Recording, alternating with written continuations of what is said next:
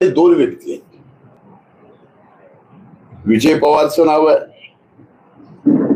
आणि खाटोडे नावाचे हे दोन खाटोकर.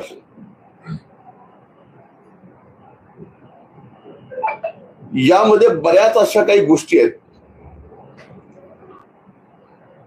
की ज्या गोष्टी आपल्याला सुद्धा अवगत असायला पाहिजे. या पवारनी अनेक छोटे छोटे क्लासेस आपल्या स्वतःच्या पैशाच्या जोरावर दबावावर या बीड जिल्ह्यातून बंद केले.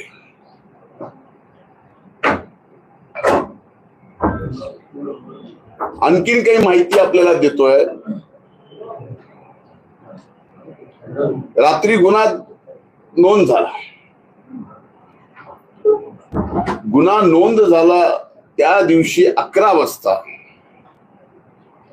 इथले स्थानिकचे आमदार संदीप क्षीरसागर या आरोपी सोबत होते. हे पोलीस तपासात येणं आवश्यक आहे. ते का होते, काय असं कारण आहे, काय त्यांचे कनेक्शन आहेत, फायनान्शियल आहेत, नॉन फायनान्शियल आहेत, क्लासमेट आहेत, काय नेमके.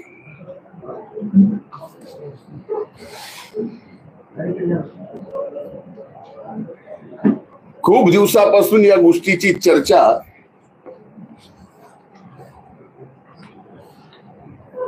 या क्लासेसच्या बाबतीत दबून होती की इथं मुलींवर अत्याचार होतोय,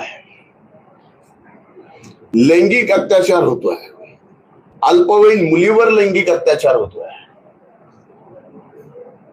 आणि हे होत असताना फक्त आपली इज्जत वेशीला टांगली जाऊ नये म्हणून अनेक कुटुंबातल्या लोकांनी म्हणून सुद्धा अशा प्रकरणावर आवाज उठवला नाही.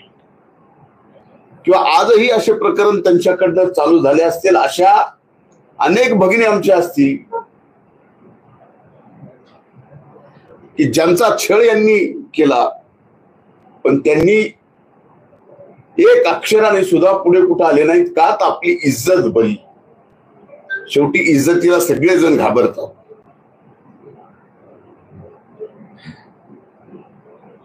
अशा माथेपुरू प्राध्यापक होऊ शकतो, हाच माझ्यासाठी एक फार मोठा विषय आहे. आज ज्यावेळेस मी माझ्या त्या भगिनीच्या वडिलांना जाऊन भेटून आलो, त्यांच्या वेदना पाहिल्यानंतर स्वाभाविकच ज्या कुटुंबात असं घडतं ना, आपली मुलगी आपल्या समोर त्यावेळेस असते आणि तिच्यासोबत 1 वर्ष लैंगिक त्रास झाल्यानंतर त्यांची जी भावना आहे ती माझ्यासारख्याला तर सहन झाली. इतक्या नीच व्यक्तीला इथला आमदार शिवजयंती महोत्सवाचा अध्यक्ष करतो, म्हणजे ह्याचे किती आतले यांचे कनेक्शन आहेत याचा विचार सुद्धा आज माध्यमांनी करणं गरजेचं आहे. या राजकीय आश्रयामुळंच या कोचिंग क्लासेसमध्ये अनेक आमच्या भगिनींचे लैंगिक शोषण केलं जातं. याच्यासाठी मी उद्या अधिवेशनाचा पहिला दिवस आहे. आमच्या भगिनीच्या त्या वडिलांनी सुद्धा ठरवलंय की मागणी करणार आहेत पोलीस अधीक्षकांकडे. आणि इथं मात्र 5000 मुलं या कोचिंग क्लासेसमध्ये, आणि या 5000 मुलांमध्ये किती जणांचं लैंगिक शोषण झाले, किती जण आपल्या इब्रतीला घाबरून आहेत, किती जण सोडून गेलेत. आणि याला कारण मात्र 2च व्यक्ती, आणि तिसरा व्यक्ती जो याला राजकीय आश्रय देतो. म्हणून या सर्व प्रकरणाची SIT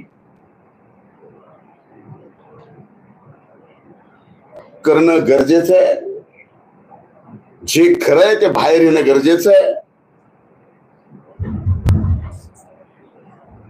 आणि जेवढ्या काही भगिनीवरती या नराधमानं लैंगिक अत्याचार केलाय त्याला सुद्धा पॉस्कोमध्ये फाशीची शिक्षा आहे, ती दिली गेली पाहिजे. म्हणजे या नराधमाचा असा काही प्रकार आहे की अनेक नेत्यांसोबतचे फोटो दाखवायचे आणि तो किती जवळचा आहे या पद्धतीने विषय करायचा आणि त्यातून आपली आर्थिक बाजू सबळ करून का हो. आपल्यापैकी अनेक जणांना कदाचित माहित असेल की या कोचिंग क्लास चालवणाऱ्या पवार प्लॉटिंगचा धंद्यात कसा आला. आता जे स्कूलचं बांधकाम त्याचं चालू आहे ते रेड झोन मध्ये कसं चालू आहे. रेड झोन मध्ये एखाद्या सामान्य कोचिंग क्लासेस घेणाऱ्या प्राध्यापकाला रेड झोन मध्ये बांधायची परवानगी मिळती कशी. याच्या मागे नक्कीच तुम्हाला राजकीय आश्रय वाटत नाही. आणि जर ते राजकीय आश्रय असेल तर तो नेमका काय आहे, तो आर्थिक आहे का आणखीन याच्यातून काही वेगळं आहे. जसं जसं पुढे होईल प्रकरण जाईल तसं तसं या कोचिंग क्लासवर काय काय धंदे होतात हे सुद्धा पुढे येईल. कदाचित हे आपल्यापैकी अनेक जणांना माहितही असतील, पण जाऊ द्या, आपल्याला काय करायचंय हे थोडंच आपल्यासाठी महत्वाचं आहे म्हणून आपल्याकडून विषय तो गळाला जाऊ शकतो. पण माझी हात जोडून विनंती आहे, असेच काही नराधम आहेत की ज्यांच्या अशा प्रकारामुळं आज भगिनी सुरक्षित नाही. मी आदरणीय माननीय मुख्यमंत्र्यांना विचारणार आहे की नवीन एसपी आल्यानंतर या बीड जिल्ह्यामध्ये सर्व काही अलबेल होणार असा आपल्या सगळ्यांचा समज होता. मी आदरणीय देवेंद्र भाऊला विचारणार आहे आणि त्यांच्याकडून कसल्याही परिस्थितीत या प्रकरणात SIT नेमून घेणार आहे तरच या आमच्या भगिनीला न्याय मिळेल. नाही तर रोज अशा आपल्या भगिनी अबला या नराधमांच्या हाती पडतील आणि त्यांचं सबंध आयुष्य बर्बाद करतील. आज त्या भगिनीच्या वडिलांनी डोळ्यात अश्रू आणून काय सांगितलं म्हणजे आमची अवस्था माझ्या मुलीने पाहिल्यानंतर तिला असं वाटलं की आता आम्ही आमच्या जीवाचं काहीतरी बरा वाईट करतोय इज्जतीसाठी, म्हणून मी हिंमत करून पोलीस स्टेशनला या ठिकाणी जाऊन खरं आहे ते सगळं काही सांगितलं. कुणाच्या घरात आपल्याला ह्या सर्व गोष्टी व्हाव्यात असं वाटतं. एक महत्वाचा, ज्या दिवशी ही घटना घडली त्या दिवशीच्या 3 लोकांचे CDR काढणं फार आवश्यक आहे.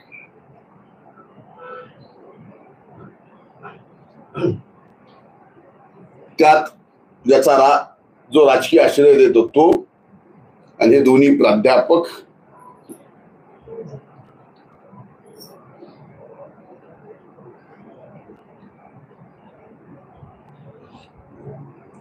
आणि आता सुद्धा ज्या पद्धतीनं तपास चाललाय, मी जी काय माहिती घेतली SP कडनं, तो तपास या नराधमांना कन्व्हिक्शनला नेईल असं मला